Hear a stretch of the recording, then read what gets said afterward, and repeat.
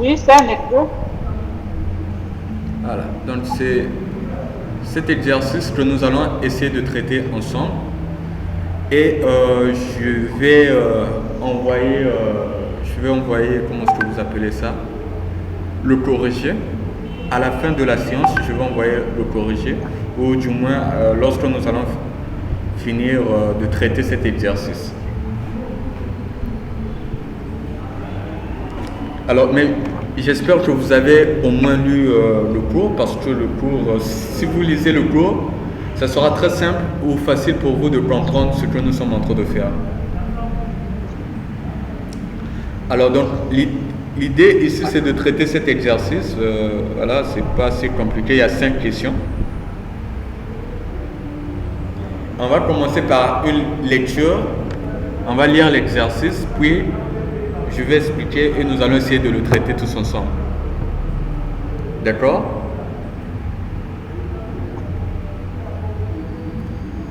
Est-ce que vous pouvez faire la lecture de l'exercice? Monsieur Jean-Jacques, d'ailleurs, vous m'entendez? Alors, Oui, je vous suis. Monsieur Jean-Jacques Chikaya, directeur d'une entreprise de commerce de groupe, une entreprise de commerce de groupe, marié et père de 5 enfants, perçoit un salaire de 3 200. Bénéficie des primes suivantes. Prime de responsabilité de 40 000, prime de logement 50 000, prime de sécurité 25 000 francs, prime de panier 30 000 francs. Prime d'ancienneté activité. Il a effectué courant novembre les heures de travail suivantes. Première semaine, 49 heures, 33 heures le 1er novembre. Deuxième semaine, 58 heures, donc 4 heures supplémentaires. Troisième semaine, heures. Cinquième semaine, 12 heures. Au cours du mois, l'avance lui a été faite. Et la mère du 5e enfant est détentrice d'un jugement dans la somme de 80 000 francs pour l'entretien de l'enfant. Travail à faire, déterminer le salaire de base, déterminer le salaire brut, totaliser le revenu, déterminer ce salaire.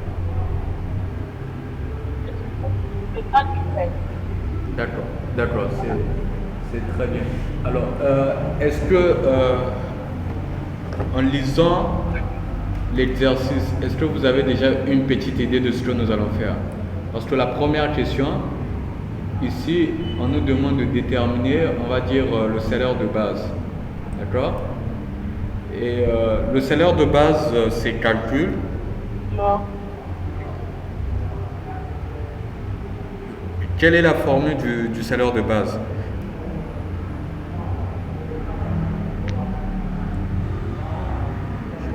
Je mets ça sur l'écran, comme ça vous allez voir. Le salaire de base, c'est 4 heures travail normal pour un taux d'horaire. Voilà. Le nombre de travail effectué multiplié par le taux horaire. Et le taux horaire est encore appelé par le salaire horaire. C'est la même chose. Le son passe? Alors, je vois et nous participe. Voilà. Alors, donc, je disais ceci, que la première partie ici, on nous demande de calculer le salaire de base. Et lorsque nous lisons très bien notre exercice, on se rend compte que le salaire horaire est donné. Le salaire horaire correspond à 3200. Donc les 3200 qu'on nous donne dans l'exercice correspond bel et bien au salaire horaire.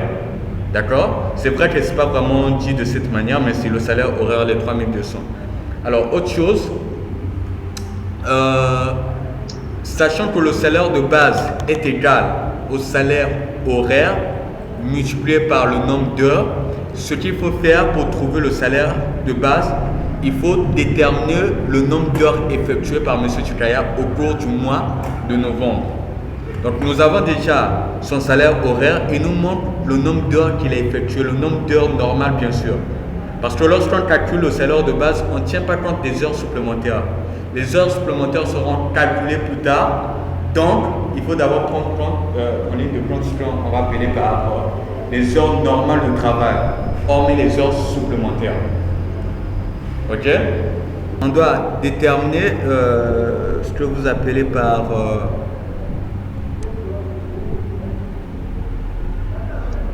donc, on doit déterminer le salaire de base. Et suivez ce que nous disons.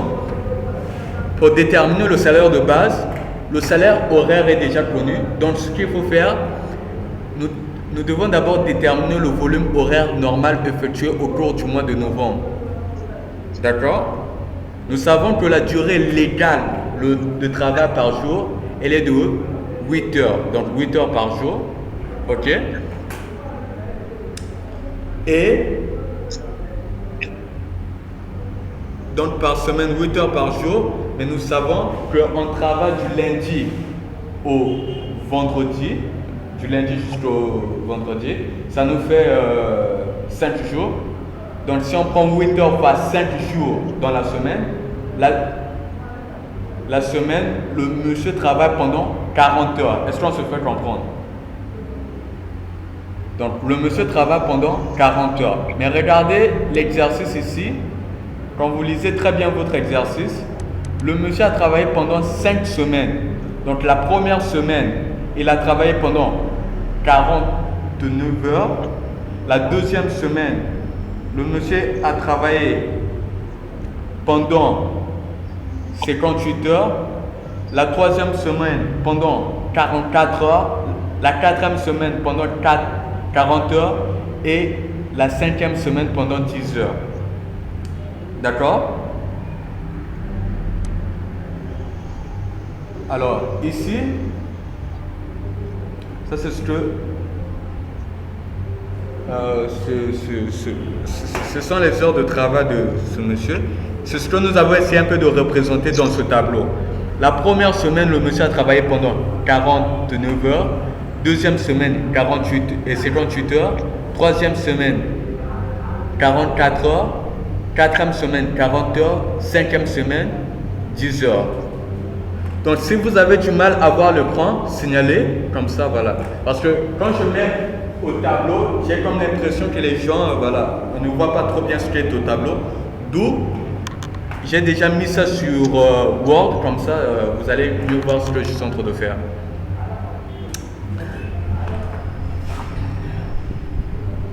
D'accord? Donc, ici, nous sommes ici. Sur cette première semaine, donc cette ligne ici,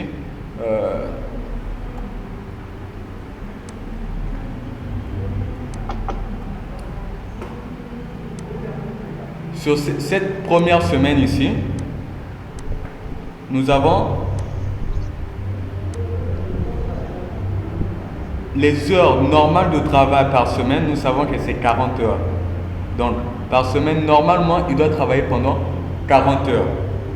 D'accord? Mais le monsieur a travaillé pendant 49 heures. D'accord? Donc, dans cette semaine, il a accompli combien d'heures supplémentaires? Les heures supplémentaires, je vais changer de couleur. Les heures supplémentaires, je vais mettre cela en rouge. Je vais encercler cela en rouge. Alors, en termes des heures supplémentaires, le monsieur a accompli 9 heures supplémentaires. Ça, c'est pour la première semaine. Est-ce qu'on se fait comprendre? Donc, les heures normales de travail aussi, je vais différencier des couleurs. Je vais mettre cela en bleu. Pour les heures normales de travail, je vais mettre cela en bleu.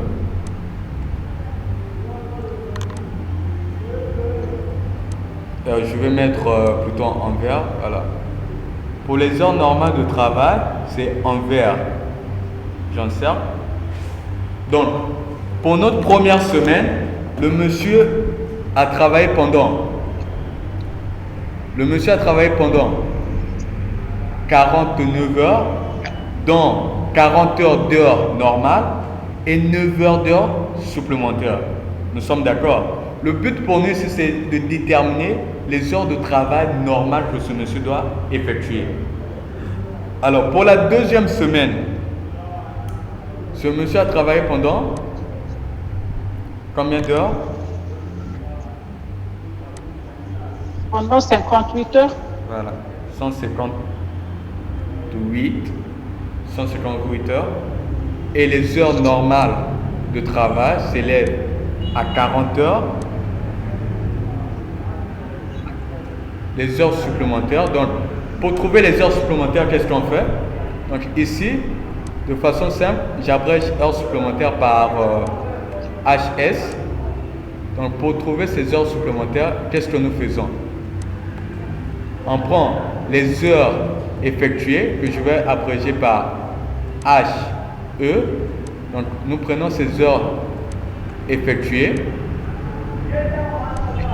Moins quoi? Moins les heures normales que j'abrège HN. Donc, c'est cette opération qui nous permet de trouver ce qu'on va appeler par les heures supplémentaires. Donc, qu'est-ce que je fais? Je prends les heures supplémentaires, HS, les heures effectuées moins les heures normales, je trouve ce qu'on appelle par les heures supplémentaires. Donc, pour trouver les heures supplémentaires pour la deuxième semaine, les heures supplémentaires s'élèvent à 18. Mais comment est-ce qu'on a fait pour trouver 18? 58. Donc, on a fait, pour trouver les 18 là, on prend 58 moins 40. Lorsqu'on fait 58 moins 40, on trouve 18. Donc c'est ce que nous avons fait. J'espère que tout le monde comprend, non? Alors, donc, le piège ici, c'est que je suis en train de parler à un auditoire. Il y a au moins une personne que je vois. Mais vous qui êtes en ligne, je ne vous vois pas. Donc c'est difficile pour moi de savoir si vous comprenez ou pas. Donc quand vous ne comprenez pas, n'hésitez pas de le faire remarquer. Vous pouvez poser des questions. Voilà, je suis disposé à reprendre à vos questions. D'accord. Donc ici, pour la deuxième semaine, les heures supplémentaires s'élèvent. Donc nous avons 18 aussi. En termes d'heures supplémentaires, 18. Pour la troisième semaine, les heures effectuées s'élèvent à 44 heures et les heures normales de travail s'élèvent à 40 heures. Les heures supplémentaires s'élèvent. Donc, vous maîtrisez maintenant l'opération. Ici, pour trouver ça, on a dû faire... je vais enlever un peu ce qui est ici. Pour laisser le tableau un peu propre. Donc, il y a déjà la formule ici. Voilà. Et pour la quatrième semaine, les heures effectuées s'élèvent à 40 heures. Les heures normales de travail s'élèvent 40 heures. Et les heures supplémentaires s'élèvent à combien? À 0, parce que ici il n'y a pas d'heures supplémentaires. Pour la cinquième semaine, les heures effectuées s'élèvent à 10 heures. Les heures normales de travail s'élèvent à 8 heures. Pourquoi 8 heures? Lorsqu'on revient sur notre exercice, vous allez vous rendre compte que ici, la cinquième semaine, il a travaillé qu'un seul jour. Or, la durée normale de travail par jour est de 8 heures. C'est parce que la cinquième semaine, il a travaillé juste un seul jour. Ce n'était pas une semaine complète, un seul jour. D'où, ici, nous mettons comme heure normale, on met 8 heures et non 40 heures. j'espère qu'on se fait comprendre. Amen. 8 heures et donc 40 heures. Et donc, dans les 8 heures, le monsieur accomplit 2 heures supplémentaires. D'accord? Alors, maintenant, quelles sont les heures normales de travail mensuelles de M. Chikaya? Les heures normales de travail effectuées par M. Chikaya, les heures normales mensuelles de travail effectuées par M. Chikaya s'élèvent à 168 heures. Donc c'est ce que M. Chikaya a effectué au cours du mois de novembre. Donc ici, à notre niveau, c'est maintenant simple. Pourquoi? Parce que le salaire de base en soi, le salaire de base est égal à quoi? Le salaire de base que j'abrège SB égale au salaire. Donc, on appelle ça salaire. Au taux, c'est la même chose.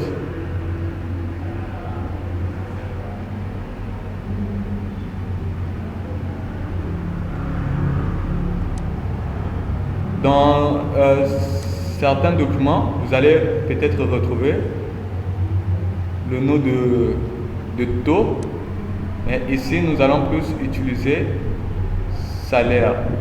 Donc c'est le salaire horaire multiplié par le nombre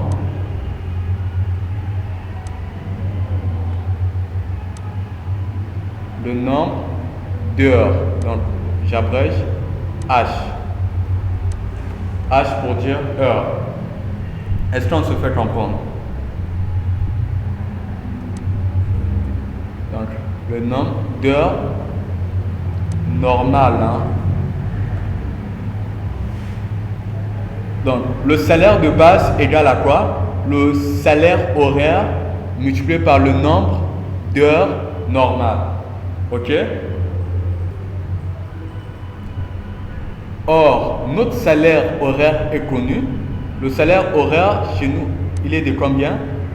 Le salaire horaire est de 3200. Donc, 3200 multiplié par le nombre d'heures normales. Or, le nombre d'heures normales, c'est cette colonne-ci. Cette colonne qui regroupe les nombres d'heures normales. Le nombre d'heures normales, donc le total ici, c'est cette ligne. Le total, cette ligne. Le nombre d'heures normales s'élève à 168 heures.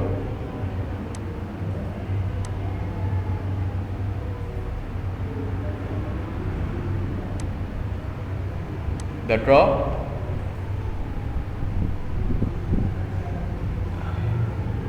Est-ce qu'on se fait comprendre? Pour trouver le salaire de base. Salaire de base égale salaire horaire multiplié par le nombre d'heures normales. C'est ce montant-ci. J'arrive. Monsieur Jean-Jacques Chikaya, directeur d'une entreprise de commerce de gros, Chonosar, marié, père de 5 enfants, perçoit un salaire de 3200. Le salaire de 3200 ici représente, donc les 3200 qu'on vous donne ici, représente ce qu'on appelle par le salaire horaire. Salaire horaire ou taux horaire, c'est la même chose.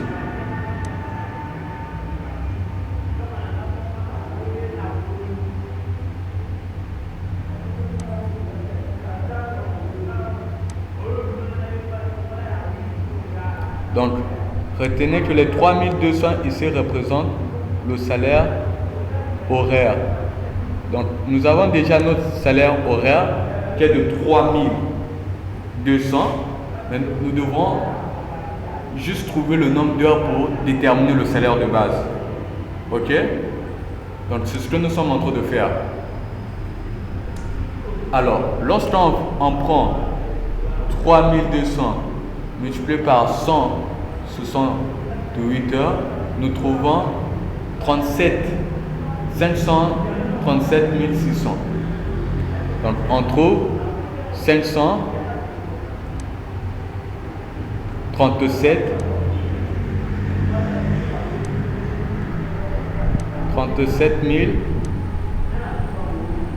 600. D'accord? On trouve 537 600. Ça, c'est notre première question. Donc, on vient de résoudre la première question. Qui n'a pas compris sur cette première question? Question.